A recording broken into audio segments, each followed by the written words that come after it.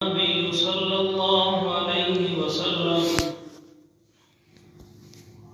القرآن حجة لك أو عليك أو كما قال عليه الصلاة والسلام يا رب صل وسلم دائما أبدا على حبيبك خير الخلق كلهم.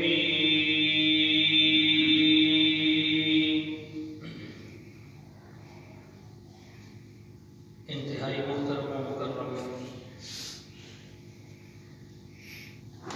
بزرگوں، دوستوں، نوجوان بھائیوں، السلام علیکم ورحمۃ اللہ وبرکاتہ.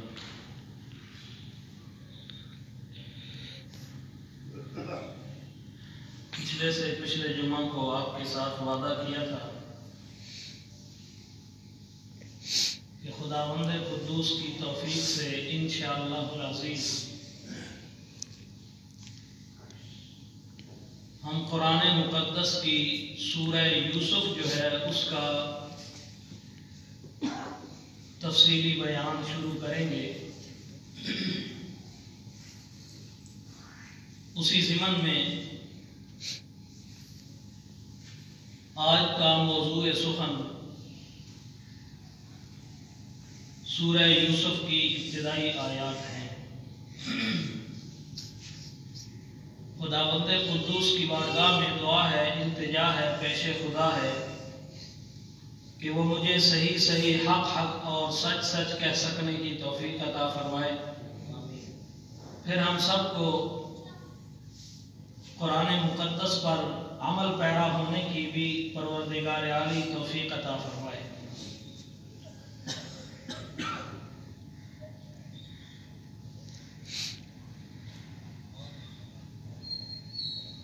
نبی علیہ الصلوۃ والسلام سے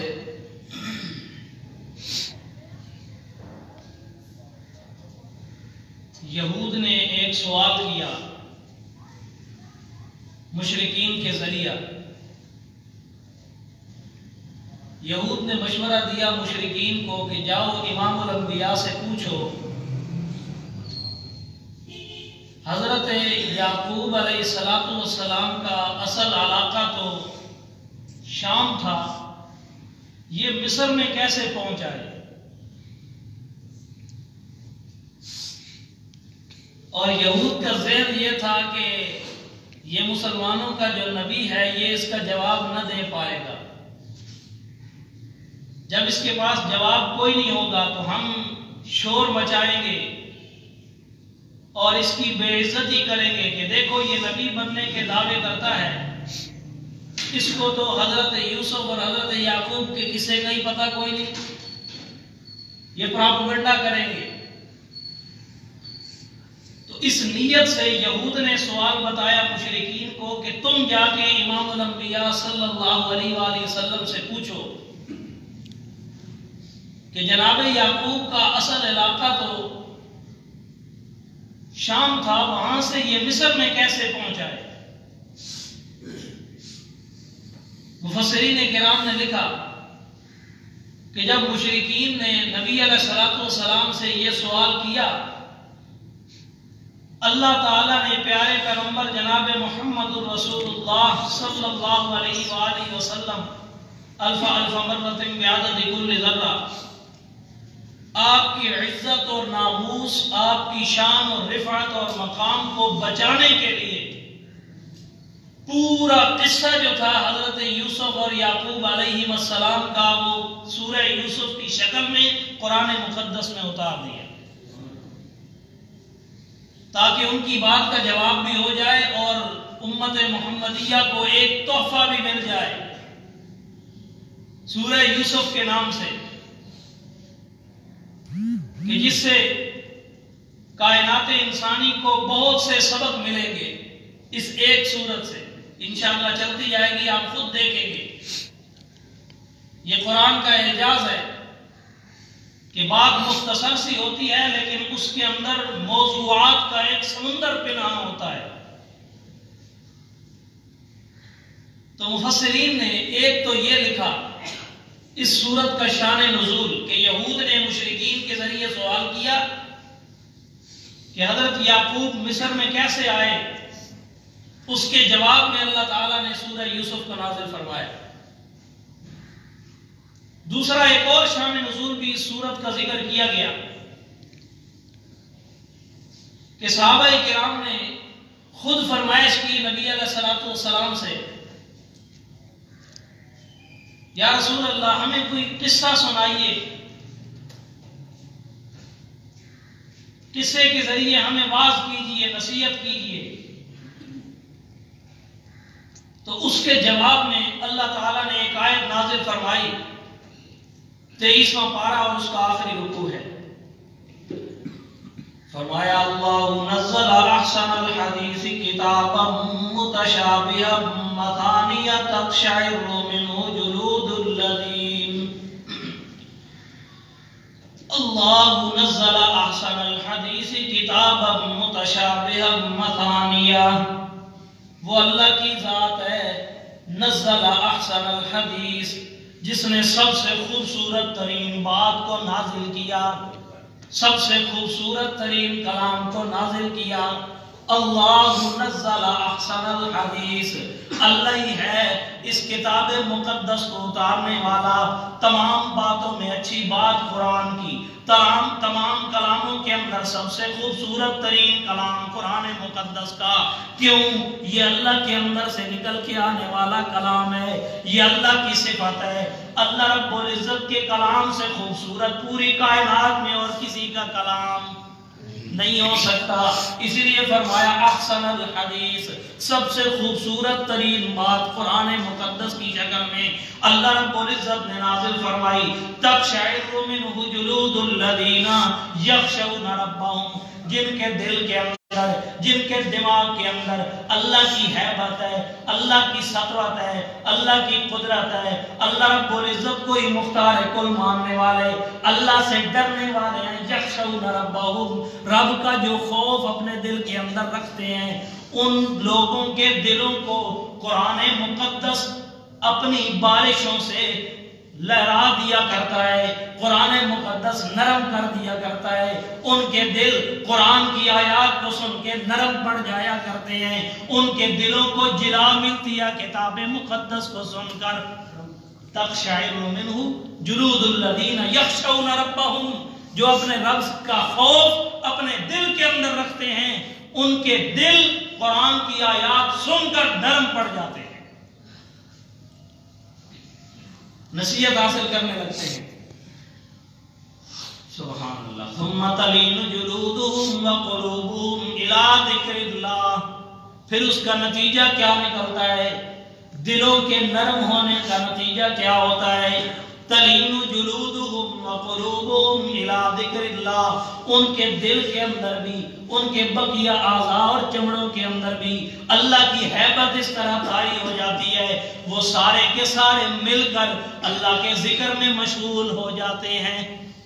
تلین جلودہم وقلوبہم الی ذکر اللہ، ان کے دل اللہ کے ذکر کی طرف میلان کرنے لگتے ہیں، اللہ کی یاد میں مگن ہو جاتے ہیں، مشغول ہو جاتے ہیں۔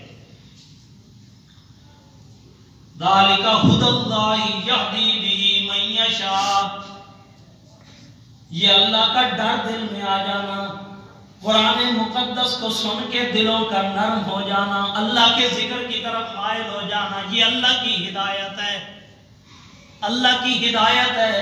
ذالک ھدی اللہ یہدی بہ من یشاء، یہ اللہ کی ہدایت ہے، اللہ جس کو چاہتا ہے یہ تحفہ عطا کرتا ہے، ہر کسی کے مقدر نہیں ہوتا، یہ اللہ کا خصوصی انعام ہے، اور اللہ کے خصوصی بندوں کو نصیب ہوتا ہے۔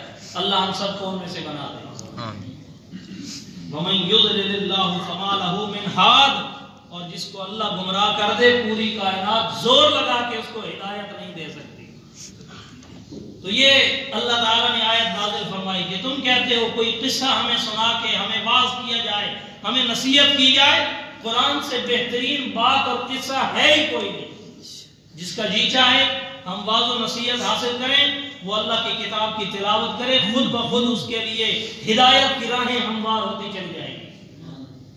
اللہ کی کتاب ہے، یا رسول اللہ کوئی قصہ ہونا چاہیے جس سے ہم باز حاصل کریں، جس سے ہمیں نصیحت ملے، خوبصورت ترتیب کے ساتھ قصہ.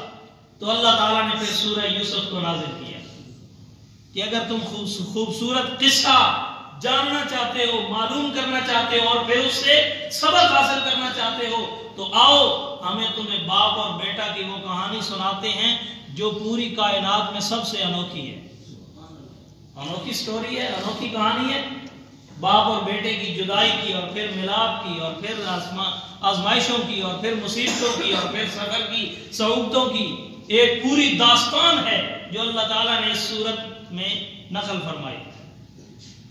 تو تمہید کیسے باندھی گئی، خلاصہ اس صورت کا اور بقیہ جو ہیں وہ انشاءاللہ اگلے جمعہ میں ہوں گی. آج ابتدائی آیات کو دیکھیے. قرآن نے شروع کس انداز سے کیا؟ حضرت یوسف علیہ السلام کے قصے کو. فرمایا الف لام را تلک آیات الکتاب المبین. الف لام را واللہ عالم بمرادہ. اللہ خوب جانے ان کا کیا معنی ہے. الف لام را، انسانوں میں سے کسی کو کچھ پتہ نہیں ہے یہ آیات کیا کہتی ہیں.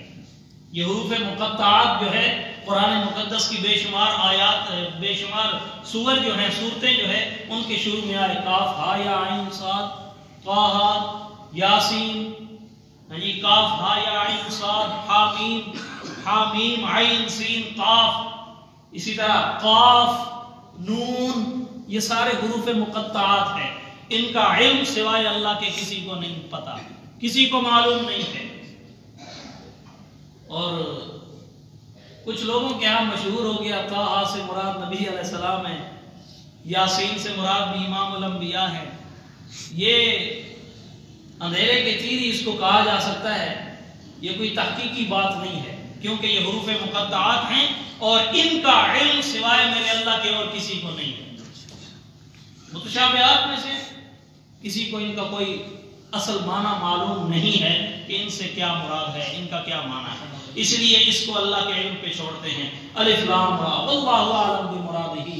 اللہ خوب جانے اللہ کی ان حروف مقطعات سے کیا مراد ہے، وہی بہتر جانتا ہے، اسی کا کلام ہے. یہ بڑا عجیب سا انداز ہے جو اہل عرب میں اس کا رواج ہی نہیں تھا. بالکل یہ قرآن مقدس کا انوکھا انداز تھا کہ اس طرح سورتوں کے شروع میں بعض اوقات حروف مقطعات آ جاتے ہیں. تلک آیات الکتاب المبین. بعض نے کہا یہ الف لام را یہ نام ہے اسی سورہ یوسف کا، دوسرا نام ہے الف لام.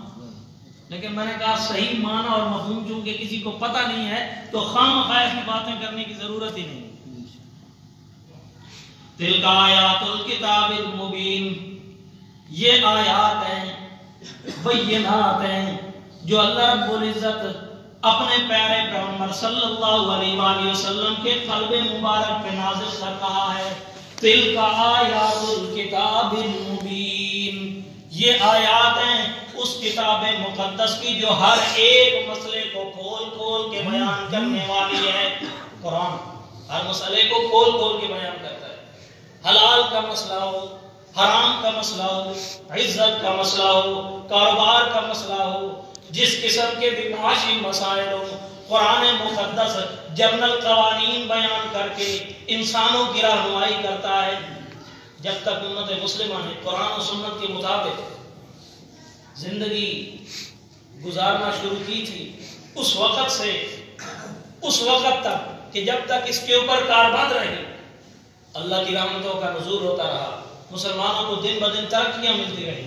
لیکن جو ہی اس کتاب مقدس سے منہ موڑا اور اپنی منمانیوں پہ اتری امت محمدیہ، اس وقت سے لے کے اب تک ذلیل و خوار ہو گئے.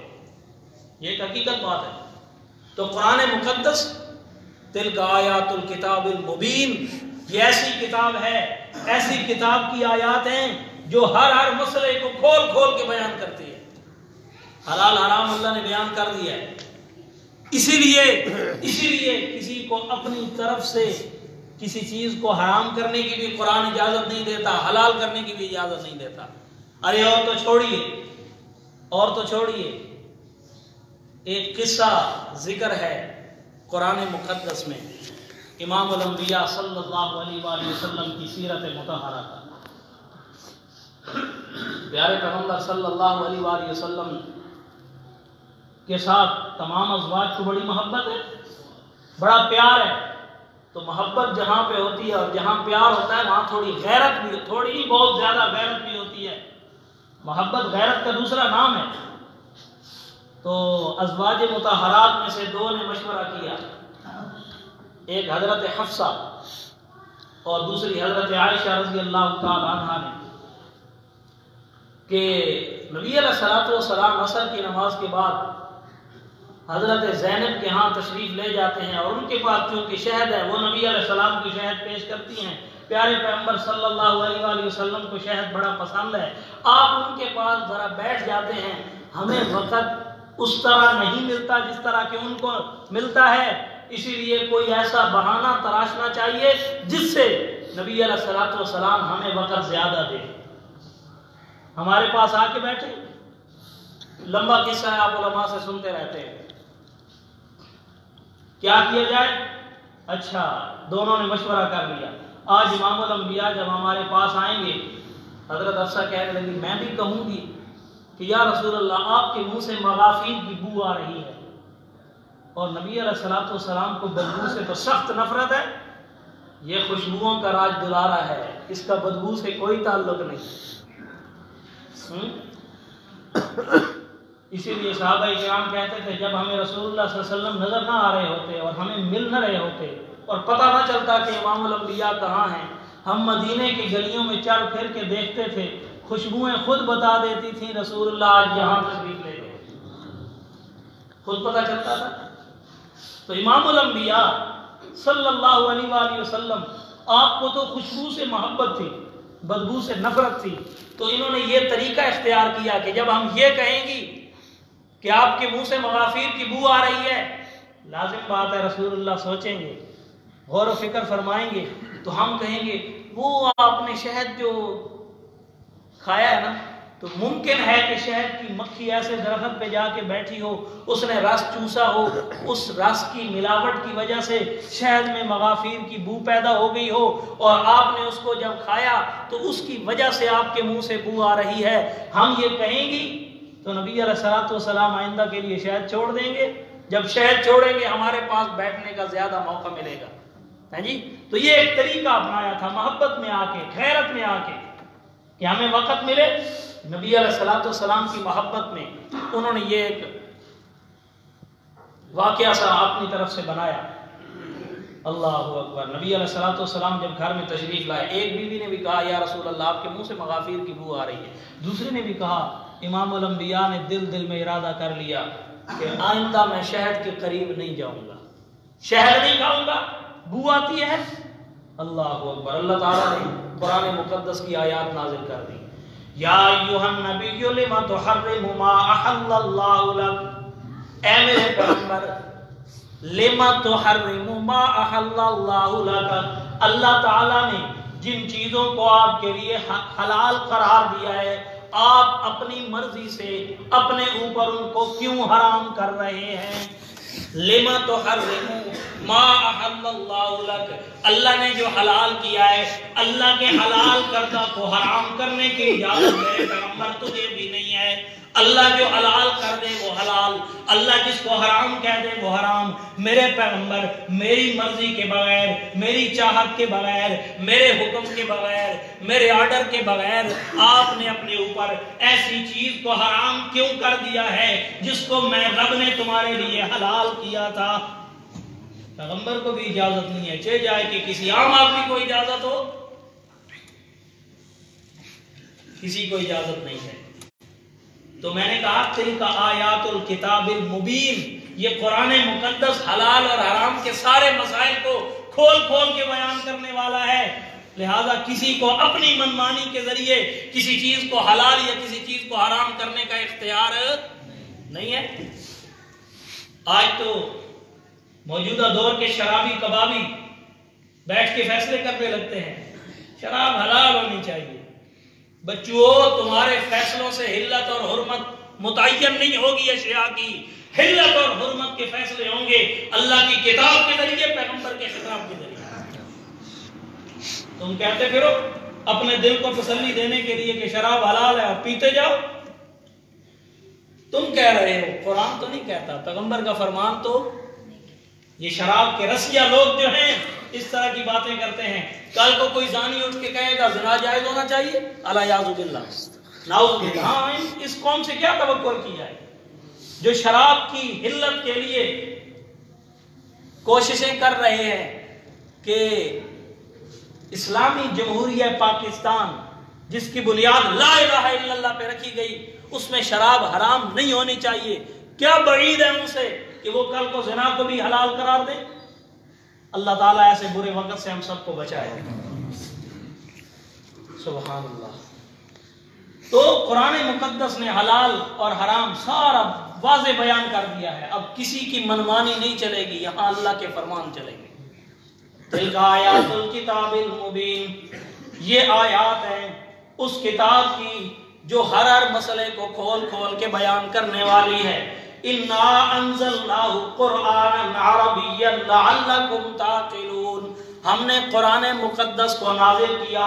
انا انزلناہ، ہم ہی ہیں اتارنے والے اس کتاب مقدس کو، قرآنا عربیا، عربی زبان میں کلام بنا کے، قرآن مقدس بنا کر، لعلکم تعقلون، تاکہ تمہاری عقلیں سلامت ہو جائیں، تاکہ تمہیں سمجھ بوجھ حاصل ہو جائے۔ قرآن مقدس کو نازل کرنے کا مقصد کیا ہے؟ امت مسلمہ کے دماغ درست ہو جائیں، پتہ ان کو چل جائے کیا حلال ہے اور کیا حرام ہے، عبادت کے لائق کون ہے، سور و پکار کے لائق کون ہے، نظر و نیاز منت منوتی کے لائق کون ہے۔ قرآن مقدس دماغوں کو درست کرنے کے لیے آیا، یہ دلوں کے لیے بھی شفا بن کے آیا، دماغوں کے لیے بھی تسکین بن کے آیا، انسان کی زندگی کے لیے بھی لایا عمل بن کے آیا ہے۔ فرمایا انا انزلناہ قرآنا عربیا، اس کو ہم نے عربی زبان میں قرآن بنا کے اتارا ہے۔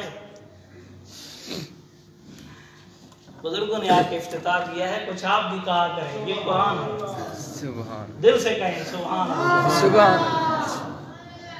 گناہ خان لوگ ہوتے ہیں نا جو عوام کو کہتے رہتے ہیں، ساتھ ساتھ زج بھی کرتے ہیں، جس کو نبی کے ساتھ محبت ہے وہ بولے گا، یعنی یہ عوام کو ہٹ نہیں کرنا چاہیے کہ جس کو سارے مسلمانوں کو محبت ہے نبی سے، کہو بے شک، بے شک، بے شک صاحب کو تھوڑی وکالت کر رہے ہیں جی۔ ہر مسلمان جس نے بھی کلمہ پڑھا ہے، جس کے دل کے اندر ایمان ہے، اس کو اپنے نبی کے ساتھ محبت ہے، کوئی شک نہیں۔ تو میں وہ تو نہیں کہتا، لیکن کم از کم حق تو بنتا ہے اللہ کی کتاب سننے کے بعد دل سے بے ساختہ نکلنا چاہیے سبحان اللہ۔ انا انزلناہ قرآنا عربیا، ہم نے قرآن کو عربی زبان میں نازل کیا۔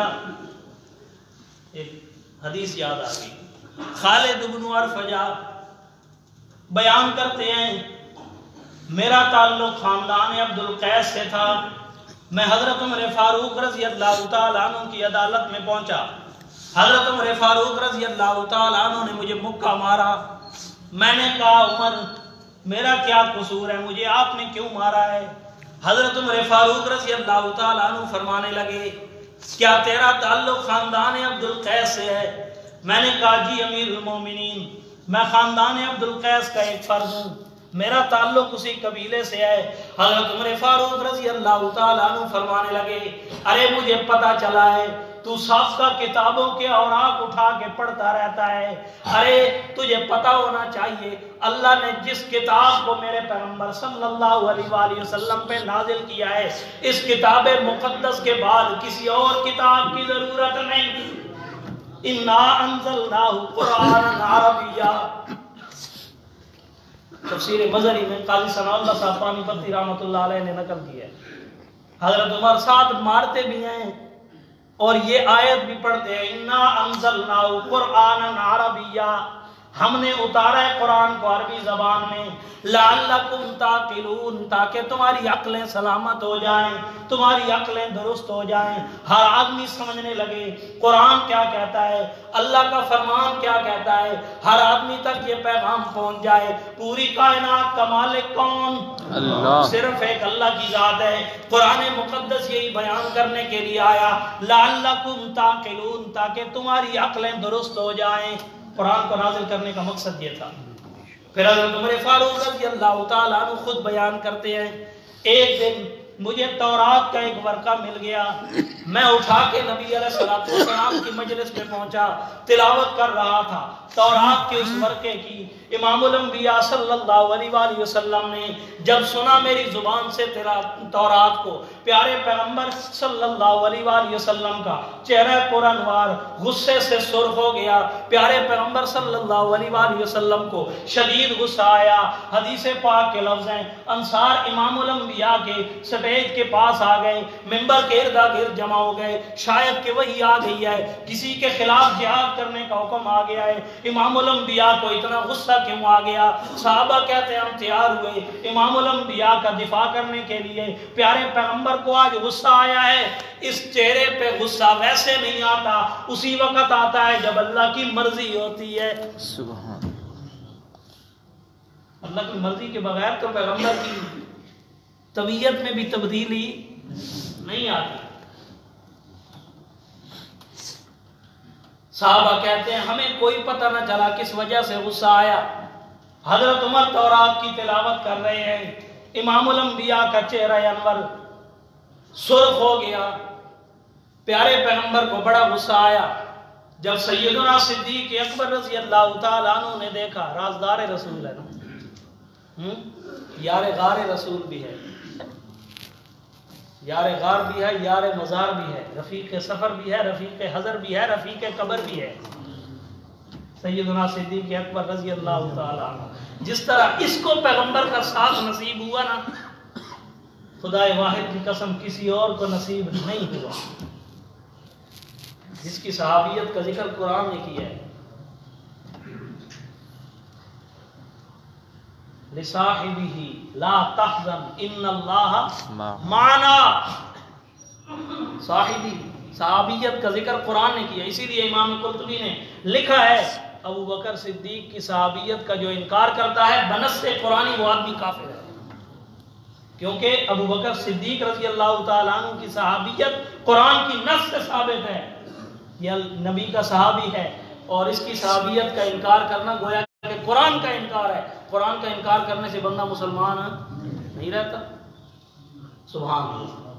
سیدنا صدیق اکبر رضی اللہ تعالیٰ عنہ نے جب دیکھا پیارے پیغمبر صلی اللہ علیہ وآلہ وسلم کو غصہ آ گیا، حضرت ابو بکر صدیق رضی اللہ تعالیٰ عنہ فرمانے لگے عمر خاموش ہو جا، الا تری الی وجہ رسول اللہ، کیا پیارے پیغمبر صلی اللہ علیہ وآلہ وسلم کے چہرے کو نہیں دیکھ رہا؟ کس طرح امام الانبیاء کو غصہ آ گیا ہے۔ صاحب قرآن کے سامنے تورات کی تلاوت، کیا معنی؟ امام الانبیاء کے اوپر اللہ نے قرآن کو نازل کیا ہے، اس کے سامنے ایسی کتابیں پڑھی جائیں جن میں تحریف ہو چکی ہے، جن میں تبدیلی آ چکی ہے، جن میں رد و بدل ہو چکا ہے، ایسی کتابیں صاحب قرآن کے سامنے پڑھنا جس قرآن کے بارے میں قرآن خود کہتا ہے انا انزلناہ، کس طرح ہے نحن نزلنا الذکر وانا لہ لحافظون، اس ذکر کو نازل کرنے والے بھی ہم ہیں، اس کے نگہبان بھی ہم خود ہیں۔ تبدیلی اس میں نہیں ہو سکتی، اس میں کسی قسم کی تبدیلی نہیں۔ تو جو ایسی کتاب ہے اس کی موجودگی میں تورات کی تلاوت رسول اللہ کے سامنے، تو یہ کس نے اجازت دی ہے؟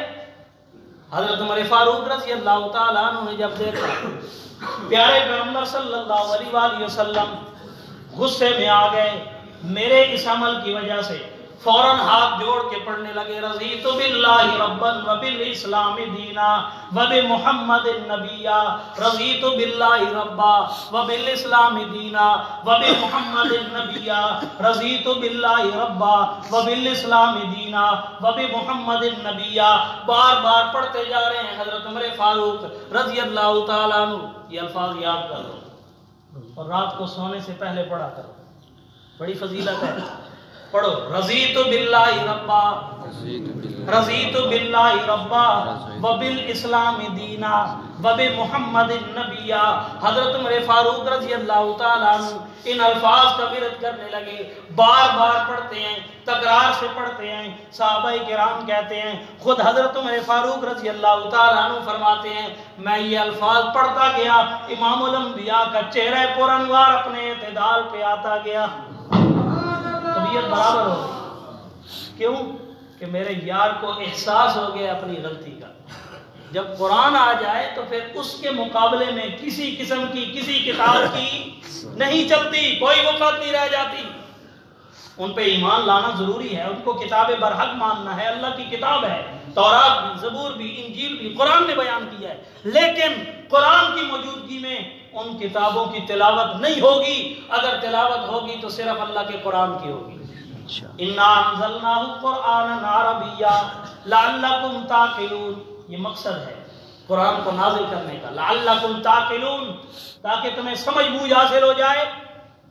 ہر عبادت کا قرآن نے کوئی نہ کوئی مقصد ذکر کیا ہے. یہ سورہ یوسف کی ابتدائی آیات ہے، قصہ آگے چلے گا انشاءاللہ آپ سنیں گے. ہر عبادت کا کوئی نہ کوئی مقصد ہے. بس میں بات ختم کرنے لگا. روزہ عبادت اس کا مقصد، نماز عبادت اس کا مقصد، حج عبادت اس کا ایک مقصد، قرآن کی تلاوت عبادت اس کا بھی ایک مقصد. قرآن کی تلاوت کا مقصد لعلکم تعقلون، تاکہ تمہیں سمجھ بوجھ حاصل ہو جائے دین کے بارے میں. حلال حرام کیا ہے، جائز ناجائز کیا ہے، تو ان کا تمہیں علم حاصل ہو جائے. لعلکم تعقلون. اور نمبر 2 روزہ ہے، عبادت ہے، اس کا بھی قرآن نے ایک مقصد متعین کیا. وہ مقصد کیا ہے؟ یا ایھا الذین آمنوا کتب علیکم الصیام کما کتب علی الذین من قبلکم لعلکم تتقون. اے ایمان والو، تمہارے اوپر اللہ نے روزے فرض کیے ہیں. کتب علیکم الصیام، روزے اللہ نے فرض کیے ہیں. کما کتب علی الذین من قبلکم، جیسے تم سے پہلے لوگوں پہ اللہ نے روزے فرض کیے تھے. مقصد کیا ہے؟ لعلکم تتقون، تاکہ تمہیں تقوی مل جائے. کیا ملے؟ بولے تھوڑا سا، کیا ملے؟ تقوی نصیب ہو جائے. لعلکم تتقون، اللہ سے ڈرنے والے بن جاؤ. تقوی کیا ہے؟ تقوی کیا ہے؟ تقوی یہی ہے اللہ کی توحید کے قائل ہو جاؤ. پوری کائنات کا کرتا دھرتا ہے تو صرف کون ہے؟ اللہ کی ذات ہے. شرک سے بچ جاؤ، اللہ کی توحید کے قائل ہو جاؤ، یہ تقوی ہے. روزے کا مقصد، حج کا حکم ہوا، فرمایا تزودوا فإن خیر الزاد التقوی، زاد راہ ساتھ لے کے جانا. اللہ کے گھر میں جا رہے ہو، ایسا نہ ہو تمہارا زاد راہ ختم ہو جائے، توشہ ختم ہو جائے. یہ توشہ وہ نہیں ہے جو حاجی الطاف صاحب بیچتے ہیں، یہ تحفہ وہ ہے توشہ. فارسی میں زاد راہ کو کہتے ہیں اپنے پاس اپنے کھانے پینے کا سامان لے کے جانا، یعنی خرچ وغیرہ. کہیں ایسا نہ ہو اللہ کے گھر میں کھڑے ہو کے غیر اللہ سے مانگتے پھرو کہ پیٹ بھرنا ہے لہذا مجھے کچھ دو. نا نا نا نا، تزودوا، زاد راہ گھر سے لے کے آنا. اللہ کے گھر میں آ رہے ہو اور پوری کائنات کو عطا کرنے والے کے گھر میں کھڑے ہو کے خود مانگتوں کے سامنے ہاتھ نہ پھیلاتے پھرنا. توجہ کرو، پوری کائنات کو جو عطا کرنے والا ہے اس کے دربار میں کھڑے ہو کے مانگتے جو ہیں، جو اللہ کے مانگت ہیں، ان کے سامنے ہاتھ نہ پھیلانا کہ میں نے کھانا کھانا ہے مجھے کچھ دیجئے. نا نا نا نا، تزودوا. اللہ کہتے ہیں میرے گھر میں آ رہے ہو، میرے دیے ہوئے رزق میں سے اپنے ساتھ توشہ لے کے آنا میرے گھر میں، تاکہ میرے گھر میں آ کے کسی اور سے مانگنے کی نوبت. مجھے میرے شاہد یاد آ گئے. مجھے تو پیار ہے، اللہ تعالیٰ ان کو صحت شفائے کاملہ عاجل عطا فرمائے. کہو آمین. آمین. بڑی اللہ کی توحید کی خدمت کی ہے. فرمانے لگے عجیب بات ہے، فلسفانہ بیان ہوتا تھا. عجیب بات ہے، پوری کائنات کا مالک حاجیوں کو کہہ رہا ہے میرے گھر میں آنا، کھانا ساتھ لے کے آنا. توجہ کرو، پوری کائنات کا مالک ہے، داتا ہے، ہر ایک کو اس کی ضرورت کے مطابق نوازنے والا ہے. لیکن کہتا کیا ہے؟ میرے گھر میں آ رہے ہو، میرے مہمان بن رہے ہو اپنا کھانا ساتھ لے کے آنا. تم بھی اپنے مہمانوں کو اسی طرح کہتے ہو کہ میرے گھر میں آنا, کھانا ساتھ لے کے آنا. اللہ اکبر. اصل میں اللہ سمجھانا یہ چاہتا ہے, ارے تمہارے ہاں یہ رواج ہے کہ اگر تمہارا مہمان ہو تمہارے در پہ آ کے پڑوس والوں کو کہے مجھے کھانا دو, تمہاری ناک کٹ جاتی ہے. میں پوری کائنات کا مالک الملک ہوں, میں پوری کائنات کا بادشاہ اور داتا ہوں. میرے گھر میں آ کر اگر میرے غیروں سے مانگنے لگو گے, میری توحید تم نے کیا سمجھی ہے؟ میں تمہیں سمجھانا یہ چاہتا ہوں, گھر میرے میں آئے ہو میرے سوالی بن کے آؤ, غیر اللہ کے سوالی تو نہ بن کے آؤ. اللہ تعالیٰ حق سمجھنے کی توفیق. تو یہ مقصد ہے حج کا. تزودوا, زاد راہ لے کے آؤ, لیکن سب سے بہترین زاد راہ کیا ہے؟ فإن خیر الزاد التقوی. سب سے بہترین زاد راہ کیا ہے؟ تقوی لے کے آنا. اس تقوی کا یہی معنی ہے میں اللہ سے مانگنے والے بننا, میرے در میں کھڑے ہو کے داتا کے پجاری نہ بن جانا, جعلی داتا کے. میرے گھر میں کھڑے ہو کے سلطان زکری کو نہ پکارنے لگنا, میرے گھر میں کھڑے ہو کے غوث کتب ابدال جو تم نے بنائے ہوئے ہیں ان کی عبادت میں شروع کر دینا. میرے گھر میں آ رہے ہو, میرے سامنے کھڑا ہونا ہے, میرے سامنے سجدے میں گرنا ہے, میرے دربار میں مجھ ہی سے مانگنا ہے. اگر اپنے علاقے میں میرے سے مانگنے کی توفیق نہیں ملی, آج میرے گھر میں آ گئے ہو, تب تو خالص کر کے مجھے پکارو. یہ ہے تزودوا فإن خیر الزاد التقوی. تو حج کا مقصد کیا ہے؟ تاکہ تقوی تمہیں حاصل ہو جائے. اور بھی عبادات ہیں, اور تمام عبادات کا کلی طور پہ ذکر کر کے فرمایا یا ایھا الناس اعبدوا ربکم الذی خلقکم والذین من قبلکم لعلکم تتقون. ہر عبادت کا ذکر کیا. یا ایھا الناس اعبدوا ربکم الذی خلقکم, اور کائنات کے لوگوں اس رب کی عبادت کرو جس نے تمہیں پیدا کیا ہے, تمہارے باپ دادا کو پیدا کیا ہے. اور مقصد کیا ہے؟ لعلکم تتقون, تاکہ تم شرک سے بچ جاؤ. جب خالص عبادت اللہ کی ہوگی, غیر اللہ کی پکار کی ملاوٹ نہیں ہوگی, تقوی خود بخود نصیب ہو جائے گا. اللہ تعالی ہم سب کو یہ نصیب فرمائے. ترتیب سے اگلے جمعہ میں انشاءاللہ ذکر ہوگا سورہ یوسف کی آیات کا اور حضرت یوسف علیہ السلام کے سچے قصے کا. اللہ عمل کی توفیق عطا فرمائے.